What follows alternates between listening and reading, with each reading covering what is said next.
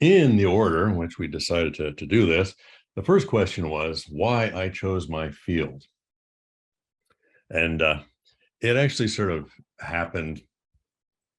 You say fate decreed it, but it kind of happened by chance. I started collecting minerals when I was about 8 years old. My father was a geologist. He didn't stick with it very long, but he didn't know beans about minerals or mineral collecting.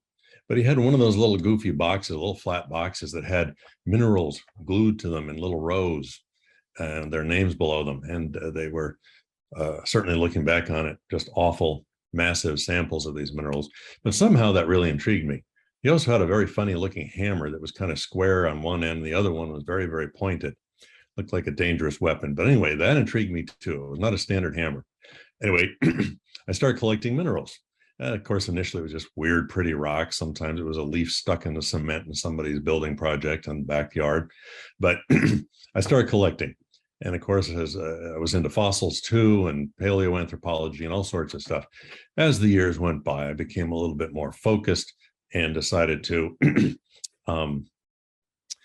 become more focused on minerals themselves and crystallized specimens.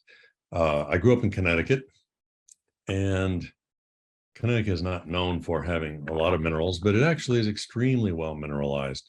It's mostly metamorphic and igneous rocks and very little in the way of sedimentary rocks. But there's actually quite a wealth of minerals there, including what's known as the Middletown pegmatite region, which has over 300 pegmatites in it. Most people don't know this. Anyway, I love collecting pegmatites, and there was always the chance of hitting a pocket with some tourmaline crystals. So anyway, through the years, I really got into mineral collecting. And I was going to go for this. Oh yeah, high school graduation. My father gave me my first camera. So I became the cameraman at undergraduate school, taking pictures of people and things all over the place. And I actually switched my majors from geology to anthropology and archaeology. And I was working on a dig in Northwest New Mexico in the summers. Excuse me. And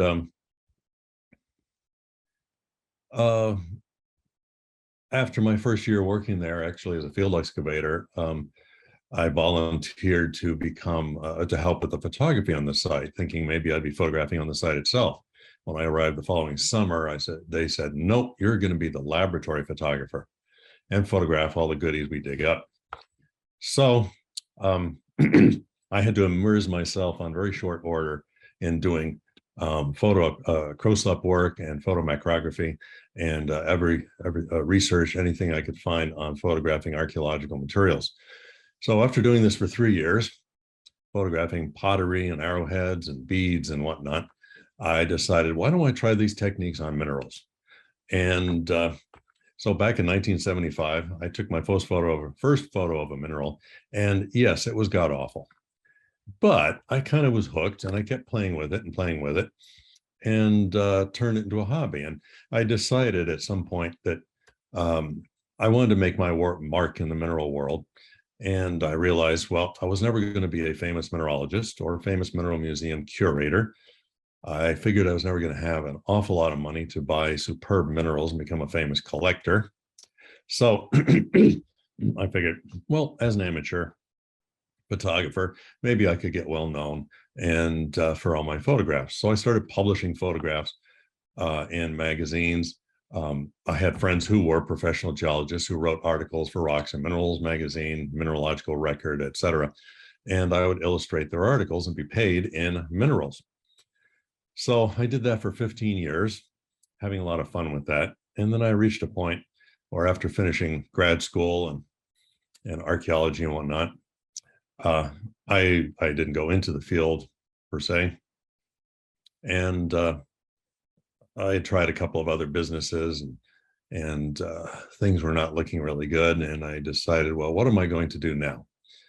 So I decided, well, I've got my foot in the door for minerals, and let's let's try doing photography as a business, not just as an amateur activity. So in 1990, that's what I did. And started taking pictures for folks. And to cut a long story short, the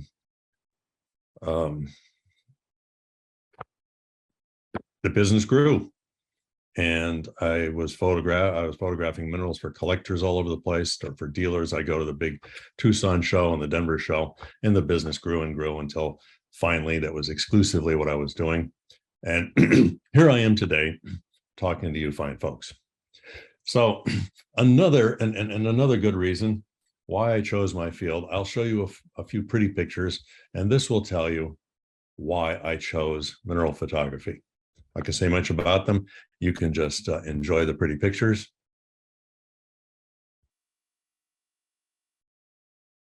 And after looking at these goodies, I think you'll see that this is the answer why I photograph minerals. They're just gorgeous, and they're fascinating.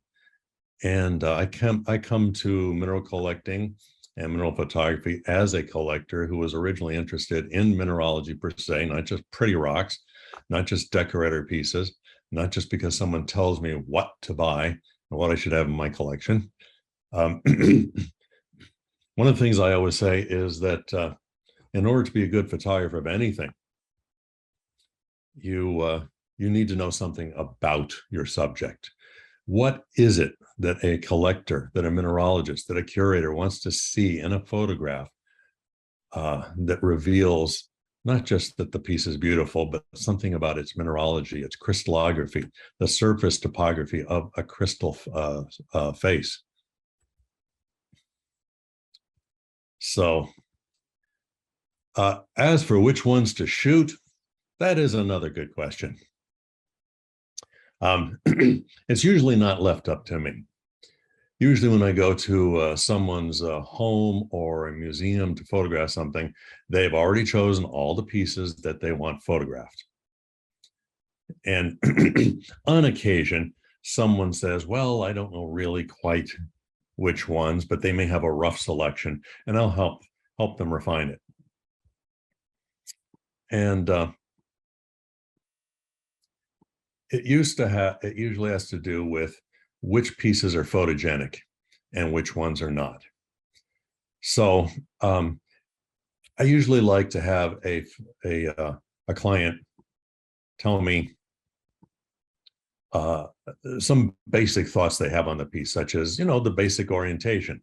Now, if you know anything about minerals and mineral specimens per se, you can, which side is up, number one. You know which is the best side, but you have to take a look at it and determine what is the best angle to shoot this, what shows off the crystals to best advantage, and shows off associated minerals and any and avoids views that show damage, for instance, or any particular aspects of the piece you just don't really want to show. Now, this is all from the Cozzodisi mine in Agrigento, Sicily, and 14.5 centimeters high from the Walt Donovan collection. This is a very fine crystal.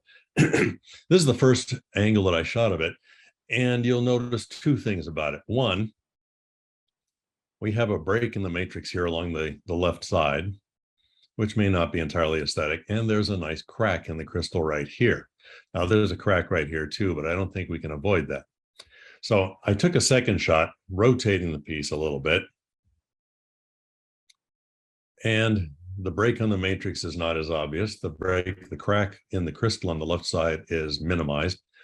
And I'm not as crazy about the angle on the crystal because it shows a little less of the overall crystal and the morphology, but in some ways it's a better photograph because of the different angle that I chose.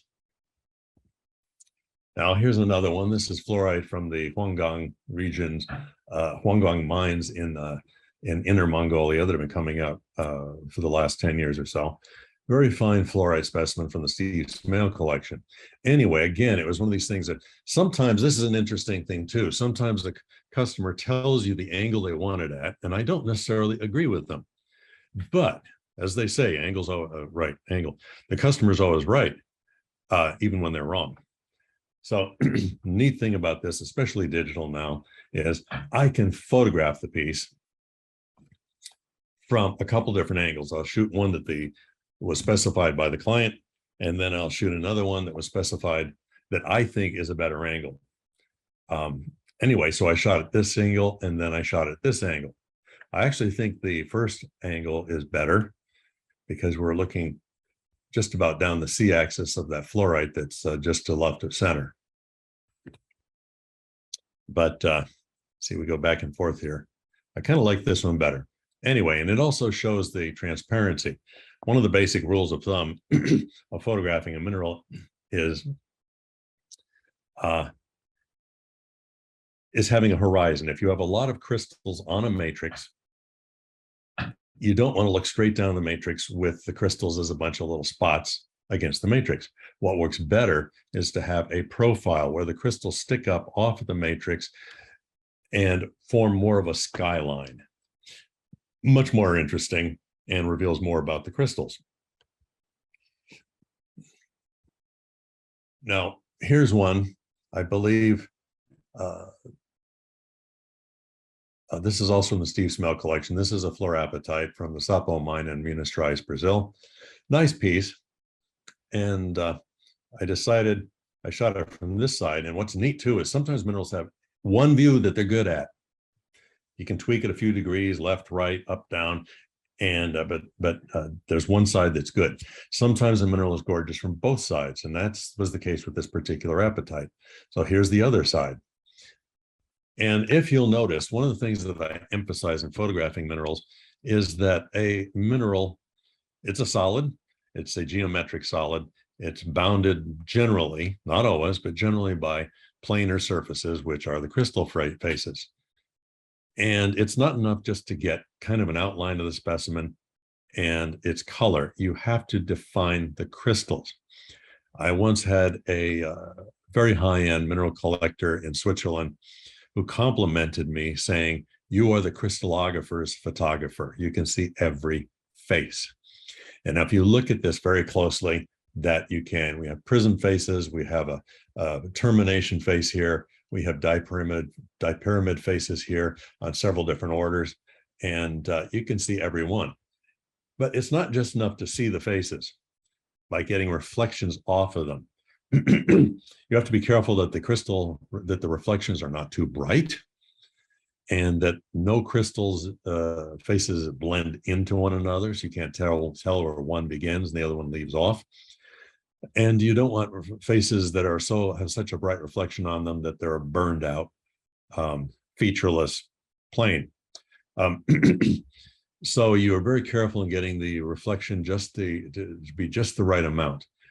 And another thing is not just to get a reflection and define the face, but most crystal faces are not perfectly flat. You usually have striations, you have etched pits, you have growth hillocks. And if you look at the C face on this apatite crystal here, right in the center, you can see it has lots of little tiny pits on it. And these are probably edge pits. Anyway, that's an important thing to look for when you're photographing a mineral. Definition of the faces. Now here's one. This is another Steve Smell photograph. I'm using a lot of his stuff because he has very fine taste and very fine minerals. And these are recent shots that I did for him just a few months ago. Anyway, this is a more or less doubly terminated cerandite with an alcine from Mont Saint-Hilaire in Quebec, Canada, or Quebec if you prefer. Anyway, since it's doubly terminated, he wanted me to photograph it lying down to emphasize the fact that it's doubly terminated. I must say the termination on the left is a little sketchy, but so this fulfilled his wish. Then I shot it the way I wanted to.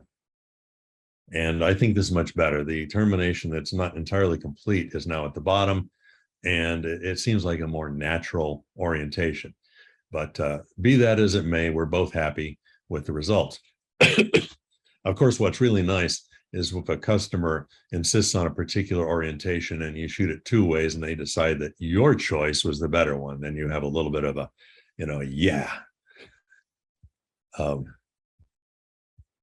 my choice is better. So I got one on you. Anyway, here's another one. This is a beautiful beryl variety morganite from Maui, Afghanistan. The whole piece is 12.8 centimeters high, and it's from the Peter Lickberg collection. He lives in Luxembourg, and this is the orientation he wanted. And there's nothing wrong with it. It's real nice.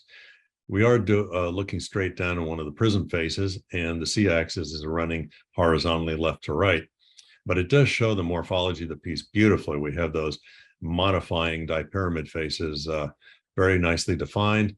The prism face that we said dead center, which is a diamond shape, it has no reflection on it, and you can see inside to see the beautiful color and transparency.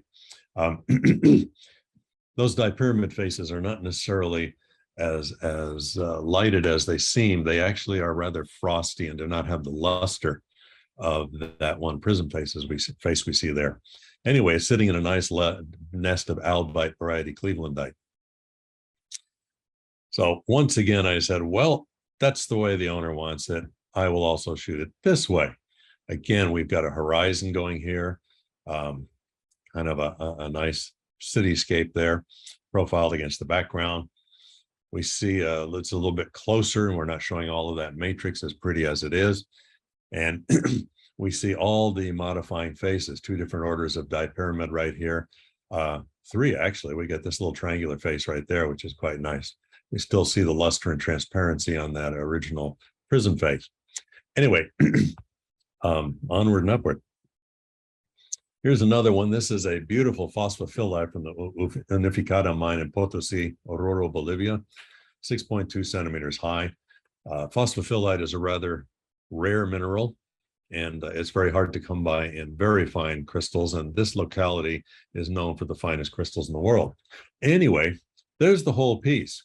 And it brings up something else. If you're photographing for a dealer and the specimen is going to be sold, you do need to photograph the entire piece, because that's important for the sales of the piece, so that the client looking at it online can see the entire piece and know what they're potentially buying. But in this case here, it was on my shoulders I took the initiative to do a close-up. Once again, we have a situation here where there's just way too much matrix. This is the money shot, as they say. We can see all the beautiful growth features of this very fine crystal without all the distracting extra matrix. Now, this is a very famous specimen. Some of you may have seen, there's a photograph that's gone around for many, many years of Georg Friedrich Kunz, who was a famous turn-of-the-century gemologist, worked with Tiffany's and the American Museum of Natural History. And the gem lavender variety of spodumene is named in his honor, and it's called Kunzite. This is from the Paula Chief mine in Paula, San Diego County, California, in the Bill Larson collection, 16.4 centimeters high. By the way, you'll notice I am using metric. I'm assuming that most of the people watching, being more scientifically oriented, are familiar with the metric system. So for those who are metrically challenged, keep in mind that there are 2.54 centimeters per inch. So what I was saying before is about the photograph is that there's a famous photograph that shows Kunz holding this specimen in his hands up against the sky. And this is the famous piece from that photograph. So this is how it's normally photographed. You can see the typically etched surface on it, the nice coloration, which doesn't show as well except down the long axis, but that's not the best way to photograph it, to show the whole crystal. So I decided to try just a little bit of a different angle here and shot it like this. Gives you a little bit more of a feeling of dimensionality and see a little bit more of the termination there.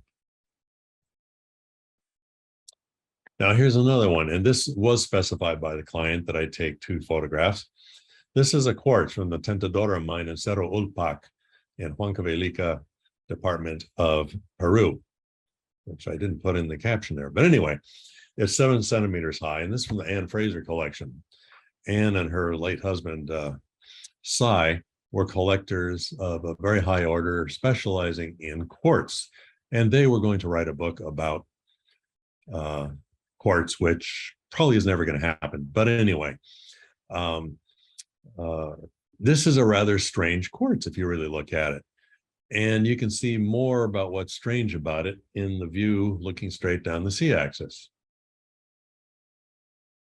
So I'm not going to say anything about how this happened. I don't know why it happened, but it's kind of a rarity.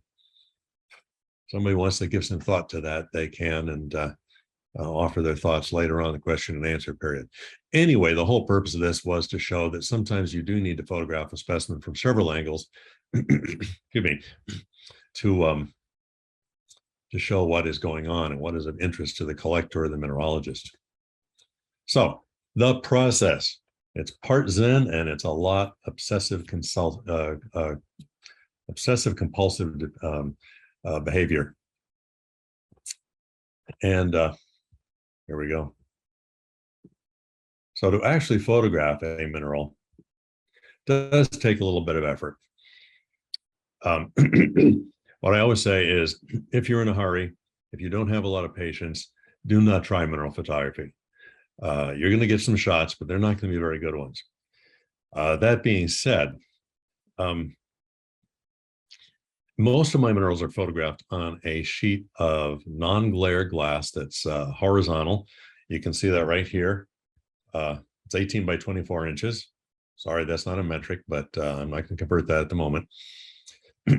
That's how I buy this stuff. Anyway, it's held up on a stand, and you can see the specimen, which is a little hard to see here. It's barely peeking out from behind these reflector cards, and it's near the front edge of the glass. I shoot at an angle, so I do not see any of the glass, left, right, front, or back, and I am seeing past the specimen through the glass to a background. I can hang a piece of colored paper back here. This piece of paper right here is just to make sure I don't get reflections of anything on the wall on the far side opposite the camera from reflecting on the glass. And you can see that will serve another purpose for a different sort of background. Now, I mentioned before about the photography of lighting all those crystal faces. Well, pretty much I use 2 lights for the majority of my photography, sometimes 3. Most of the work is done by a large diffuse light source up here that's enclosed in what's called a light box. It diffuses, it diffuses the light, spreads it out over a larger area, which helps reduce the blown out excessive reflections on some crystal faces. Not always, but for the most part it does. The lighting of the actual crystal faces is done by the careful placement of reflectors.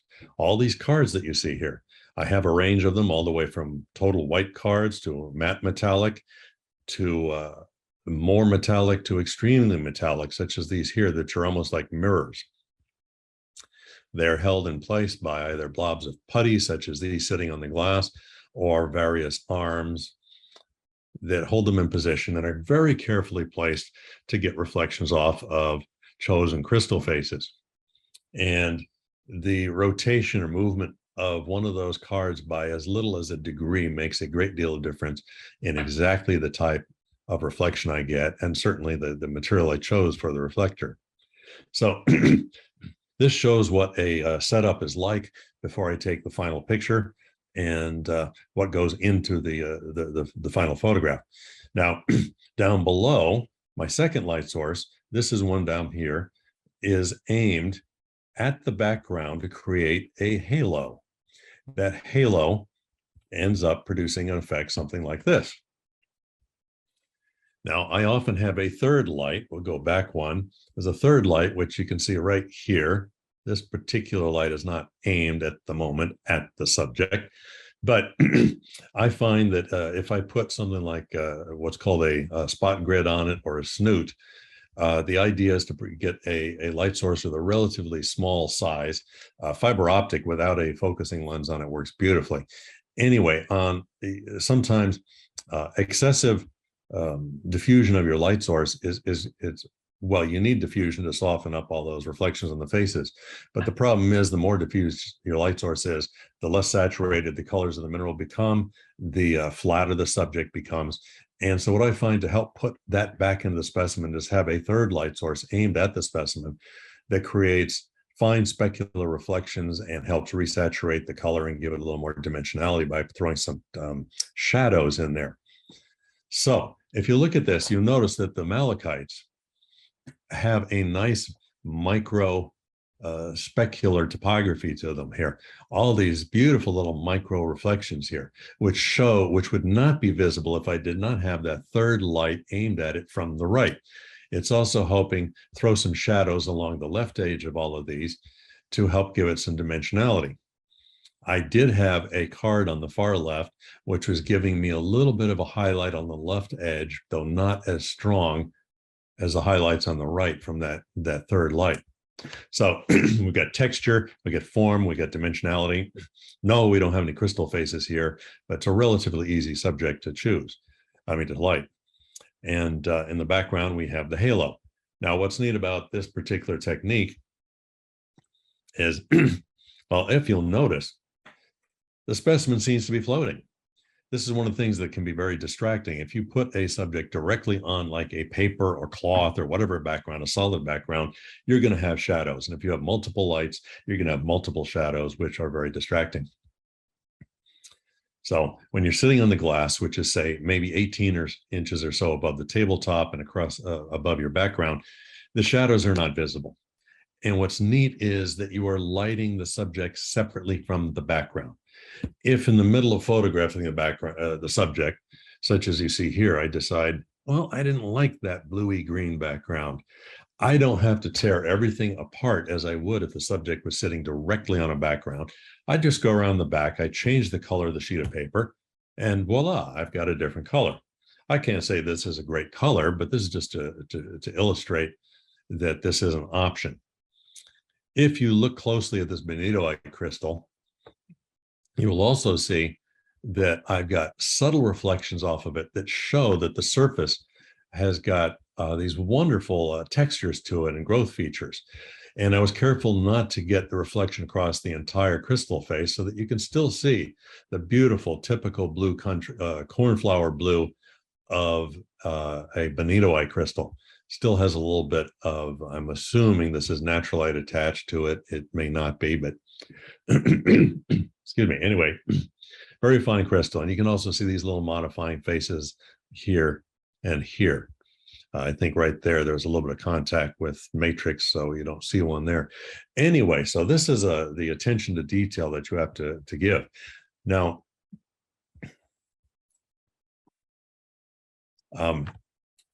here we go. This is a pair of, we call them geodes, basically. It's fossilized coral, fossilized by chalcedony, little micro quartz crystals in there. If I decide that I don't want one halo, it's very easy to have two. You have two light sources. In this case, I was using a fiber optic light source and with two probes on it, and I put them in two positions here and created this image. So it's kind of a neat thing to do. You can play with it. If you notice the non-glare glass, you can use regular glass too, but in non-glare, you're shooting anytime on glass, you're going to get a subtle reflection of the specimen in front of the specimen on the glass. And you can see that right here, this lighter zone, which is the edge of the specimen reflecting. Now,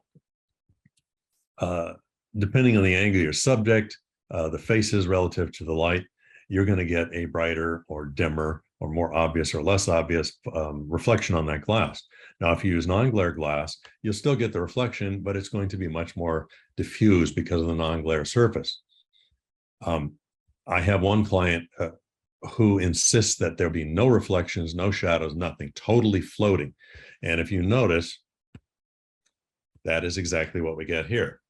Looks like it's completely floating in space. And of course, I'm asked how to do that. Well, now you know. But the lack of a reflection is easy to deal with too. If you put a polarizing filter over your lens and rotate it, you reach a point where the reflection is completely deleted or very close to it. And back in '09 when I first started got very seriously involved with digital photography. I did a lot of that. I got a complaint though, and I agree with it, that without a reflection, there's a certain point of reference that you're missing, that minerals have mass, they have substance, they have form.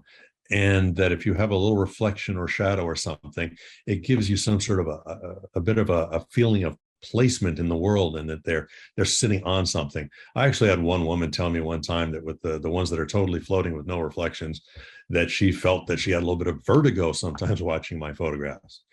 I thought this is something she should see a doctor about, but the point was well taken. And so it's very rare I now photograph them with absolutely no reflection, except for that one client. Anyway, back to background. So this gives you an idea. I had a blue piece of blue paper hanging back there, and the fiber optic, which you can see barely sticking in the field of view right here in the lower right below the camera. The two of them producing two different halos in this particular shot. In this case here, these are fossil sand dollars from Morocco. I put a different colored gel over each of the lights, and instead of the background was not colored, it was white. And I try and be very careful that my light source is angled towards the camera a little bit. And I usually hang a piece of paper off the back. Let's see if we can go back just a little bit. Yes, see this piece of paper right here. This assures that I'm not getting any light from my main light onto the background, so it stays dark. Otherwise, you don't have as much control over its lighting. This one hanging in the front is there that helps minimize the amount of light that's going into my eyeballs. By the way, yes, some people are probably saying, well, what kind of lights are those? I use studio flash, or strobe as it's also known. And you don't have to use strobe. One of the advantages, there are several advantages and there are some disadvantages to using strobe.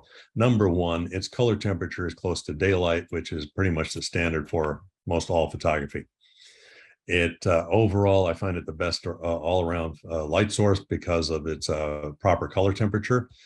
And if you use halogens or tungsten lights, they tend to be very warm, even when you balance in your camera and your photoshopping or whatever software you're using for processing, they still tend to be a little warm. And there's certain colors that tungsten and halogen lights will just absolutely not get at all, such as blue and blue-green fluorites. But daylight flash works beautifully. Also, I don't have to worry about long exposures. You have extremely short exposures with flash and thousandths of a second. So you don't have to worry too much about vibration. Not to mention, if you're a little anxious about getting your work done, you don't have to sit there and counting off multi-second exposures, which can cause problems for vibration and other problems. Anyway, you can do the same. You can work with LEDs or CFLs, light sources. The problem with them is that they tend to be very cool. They're not good for warm colors. Overall, flash is the best. One of the disadvantages of flash is it's very difficult to get it safe set up with fiber optics, for instance. It's harder to get smaller spotlight sources with it, and it tends to be a heck of a lot more expensive than other light sources. But so don't get all excited and worry about whether you're going to be spending thousands of dollars on a flash system. And it does take a little bit of getting used to using it as opposed to continuous light sources such as CFLs, halogens, and what have you. So that being said, you could use halogen light sources for a majority of your photography and get great results. Another one of the big things you have to deal with is how do you get the specimen to stand the way it stands? The vast majority of my specimens, if we're not lucky enough to have them just stand by themselves, which is a rarity with no propping at all, you have to make them stand. And what I usually use is putty. There are different types of putty that you can buy, usually in art supply stores or even an office supply store. And there are several brands on the market. And what you need to do is I went to an art supply store a year or two back, and they had 4 different brands. I bought one of each, and I played with them. You've got to get one that makes you happy. You don't want it too tacky. You don't want it too soft so the specimen falls over in the middle of photographing it. You want it so that It does not leave smears on something that are not removable. Um, you want it stiff enough that it will hold the specimen in place. Anyway, so putty is what I use the majority of the time. But you have to get creative. This particular one was a brookite on quartz, and the quartz was gemmy enough and also doubly terminated so that anything I put behind it would show. So in this case here, I took a piece of wire. This is probably standard 12 gauge wire from wiring, doing some work on my house. And you can see I hot glued it to the glass on the left. And with a little bit piece of putty, it's stuck on the back of the crystal here. I placed it up behind the brookite crystal so that the angle I was shooting, you would not be able to see through the crystal and see the wire. I also use pieces of corrugated cardboard cut to the right shape. Sometimes it's held in place exclusively with putty. Sometimes it's hot glue. You have to be very careful, about using hot glue on a mineral specimen. It better be a really solid gemmy type crystal like quartz or tourmaline or topaz. And certainly never use on a heat sensitive mineral such as cerussite, andesite, sulfur, or fluorite, even calcite, some cases. So propping is an art just by itself. In this case here, I had a small piece of wooden dowel that I had painted black. I hot glued it to the glass. I hot glued it to the back of the specimen. And there you have the specimen standing up by itself, which otherwise would have been very difficult to prop up. Tourmaline, as we know, elbite in this particular case, doesn't usually have a lot of faces. Occasionally around the termination you do, but the classic thing that you see about tourmaline is that it has striations running the length of the crystal. So I have reflections here showing the striations, and plus what quite obviously the etching of this crystal creating this sort of a semi-scepter form. And we do have an unetched termination up here. Now, when you're lighting a specimen, this is fairly easy, a silver wire. This is from the Veta Grande town in Zacatecas, Mexico, 8.5 centimeters high. And so lighting is fairly easy, a few reflectors around it to show the wire. But as I was playing with it, I decided, well, do I like a halo that big? Or do I like a smaller one? Which one? I don't know. Again, it's a matter of taste. I kind of like the smaller one being more dramatic. So there's a lot of considerations here. Now, in this particular case here, with the darker background, here we go. Doesn't matter. Doesn't make too much of a difference here. The darker background really shows that reflection that you have on the glass. If I place the halo further down, it minimizes the reflection. Now, in this particular case here, this is a cinnabar from Hunan province in China. It is from the Bill Larson collection. It's 9.8 centimeters high. It's one of the older pieces that shows the twinning on it quite well. Now, this is just with regular old lighting from the front.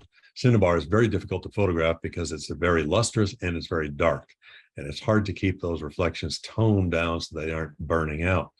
It's on a matrix of quartz crystals here. Now, I decided, well, this doesn't really show what we know is a major characteristic of cinnabar, which is it has an amazing, beautiful, juicy red color. So using my fiber optics, I backlit it. There we go. Now that's the shot. That's what we expect to see. You hold that thing up against the light when you're holding it in your hands and you see that beautiful color. Very careful to minimize or not get reflections along the edge faces that are coming from the backlighting. Now, you've already seen a couple of photos taken with this background. In this particular case, I'm shooting on the glass as usual, but instead of colored paper down below, we have a sheet of black paper, no black up here, but instead we have a cloth. Now, typically I use 2 sheets or several sheets of a diffusion material, several inches apart. But in this case here, I was using cloth, and there is a light opposite the camera. So the camera's here, we're looking at the specimen here, and behind the cloth is a light with a spot grid on it. Spot grid, basically, they're called honeycomb spot grids because it's a sheet. It looks like you've got the bees went crazy and they're robot bees, and they have produced a honeycomb. Instead of wax, it's metal. And you put that over the light and reduces the angle of coverage, kind of more like a spot, but it doesn't concentrate the light. It just reduces the angle of coverage.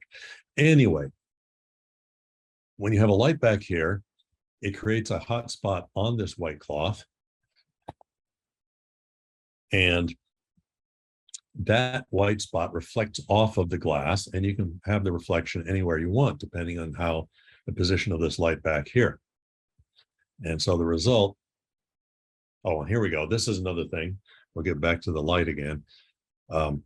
Sometimes when you have to backlight a specimen, actually shining a light on it from the back or from somewhere towards a little bit of off screen left or right doesn't really work well. In this particular case, we had an amethyst stem on this scepter from the Gobobosa Mountains in Namibia.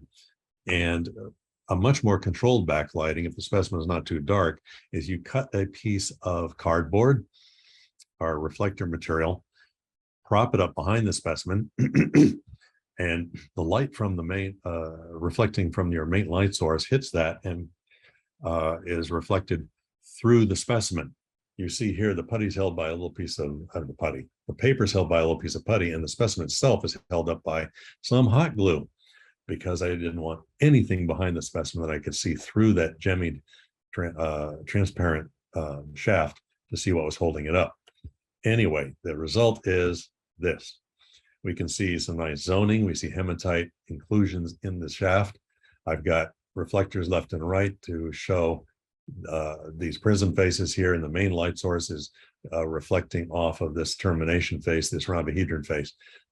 And anyway, back to the lighting.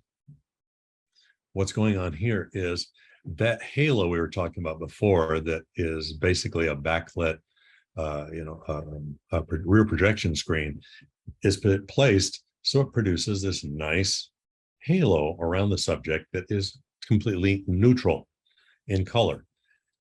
This is the way I photograph most minerals, unless they're absolutely colorless, black or white, in which case, I did this, I just have a black and white photograph. But anyway, if I'm dealing with a mineral that has a color, I don't want a competing colored background, which I used to do quite a bit, but I've kind of toned down my technique since then. I want to be able to concentrate on the subject, and I can see the transparency. That white card that's behind provides just the right background, so I can see the transparency and color of the head, the beautiful amethystine color, even with a little bit of phantoming, and the hematite inclusions. So great way to do it. One of the results of this technique is that you do get a very heavy combination reflection shadow in front of the piece. So same technique here. This is a nice native copper from the Upper Peninsula in Michigan, from the Bill Larson collection. And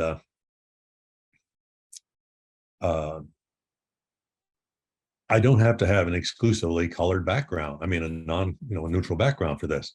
If I want to, I can go walk around behind that setup, and I've taken this shot and say, well, what would it look like a colored background? Well, I have some colored gels. It looks like a piece of colored cellophane. I go around and I put that over the light that's behind the cloth, and voila, there you go. So again, I've got options. The neat thing about photographing on glass is that you can have, it gives me the most options of any background. I can change the shot in the middle of the photograph without having to tear everything apart. I can change the color of the background, the placement of the halo, the color of the halo, the color of the background. I can light the specimen from above, from the side, from behind, and through the glass. This is often very important. Sometimes you'll have a face that's angled downward towards the glass or towards the background. And the example I love to give is, years ago, I was photographing, I saw a picture of a hematite from Brazil, and it had one face angled down towards the colored paper background it was sitting on, and it reflected the bright red color of the background. So you've got a nice black crystal of hematite with one brilliant red face on it. No, they don't have brilliant red faces. This way I can have light coming from below and light all the faces the way I want. That's probably what I did here. You can see these faces all angled downward. I had a card under the glass, a little bit to the lower right, popping up light onto all of these faces here. And you can get very creative. In this case here, this is fluorite from Rimbas in South Africa. And I've got the halo. I've got it placed up above, not down below. It helps emphasize, bring your attention to this main crystal right here. Well, he wanted me to do something kind of different and creative. So I have my light hanging behind it, behind the paper, the cloth, whatever I was using that day. And I made kind of a mask out of some sheets of black paper and put a colored filter over that light source for the background. And I get this. Well, this is not some way I would normally photograph it for a magazine, but he was asking me to be creative. So we now have kind of a flaming fluorite crystal. This obviously could be at any angle, depending on how I put that mask, black paper over the rear light. I could be any color I want, depending on the gels that I put over it. Now, sometimes you get, yes. Can I just jump in for a second? Sure. I sent you a little chat. I have to actually open another Zoom in 7 minutes. These are people that could only do it at that time today. And I'm just, cringing right now because I don't want to stop you. Right. So maybe we could come to a quick closure if that's possible. I'm sorry about the Q&A. I thought we would have time for that. Okay, well, see if we can buzz through the last few photographs here. Thank you. I'm sorry. Anyway, sometimes a specimen is too big to photograph on the glass, so I'll put it on a solid black background like this, which is velveteen, light it, and then with the magic of Photoshop, I can make it look like it was photographed on glass. This is obviously not the same specimen, but it was done the same way. This is a 20.3 centimeter elbite. I think it's an elbite, could be a lidocodite from Russia. So using Photoshop, I was able to create that background instead of just jet black. This is photographed on a piece of black, lustrous black paper, photographed basically the same technique. We get a little bit of, you can see a little bit of a texture of the paper. Sometimes you cannot stand a specimen up. This is a very delicate and large specimen of stibnite from China. So I actually laid it down with the black background, lit it in the lying position, and then using Photoshop, where's my mark? There we are. Flipped it 90 degrees and put the blue halo on it. And you'd never know that's what I did. A little cheating, but sometimes that's what you got to do. 26 centimeters high. Same thing with this gold. It was actually lying down on a surface, actually touching the glass here and here, rotated it, whatever it was, about 45 degrees, and put the halo behind it like that. This was actually shot this way on the glass. I did not change the background in Photoshop. I just shot it that way and rotated it. Here we are, the same thing, but with a white paper background. Now, really quickly, this is the sequence. I've got fluorites from Navajo in Spain. This is the basic setup with one light source and maybe the halo there.